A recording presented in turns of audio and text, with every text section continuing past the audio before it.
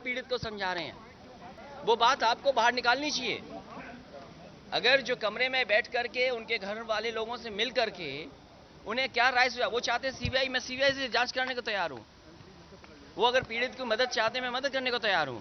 लेकिन कमरे में आखिरकार भारतीय जनता पार्टी के नेता क्या समझा रहे हैं उनको? भाजपा के नेता कमरे में बैठ करके मैं जानना चाहता हूं पीड़ित लोगों को क्या समझा रहे, तो राजनीति कर रहे हैं क्या? सर, आप सहमति रखते हैं आजम साहब को? देखिए, मैं आप जो नाम बोल रहे हैं, मैं तो ये कहता हूं बीजेपी से पूछे आप कमरे में क्या समझा रहे हो पीड़ित लोगों को?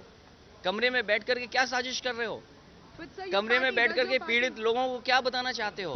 क्योंकि विकास के नाम पर वो ठन गोपाल हैं, विकास के नाम पर नीलवटा सन्नाटा हैं, इसलिए वो उत्तर प्रदेश में घूम रहे हैं। बरेली बताओ, कोई प्यार नहीं कर सकता? कोई एक दूसरे के संबंध अगर हैं तो संबंधों को किस रूप में आप दिखा रहे हो? क्या ये बीजेपी की बहुत अच्छी चाल है क्या?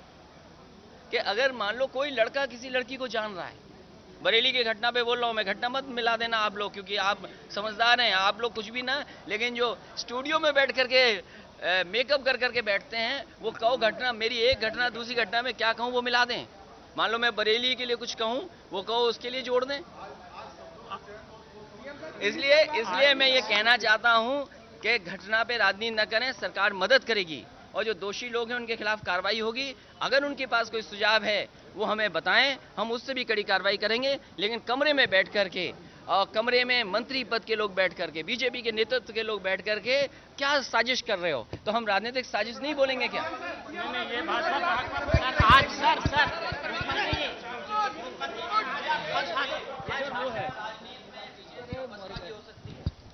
ये समाजवादी लोग ये भाषा नहीं इस्तेमाल करते किसी के प्रति। ये भाजपा के लोगों की भाषा, बहुजन समाज पार्टी के लोगों की भाषा। अरे सदन में क्या बोला है अभी आपने सुना था कुछ दिन पहले सड़कों पर, इसलिए भाषा में नियंत्रण वो भी रखें अपने ऊपर। नंबर मिलता नहीं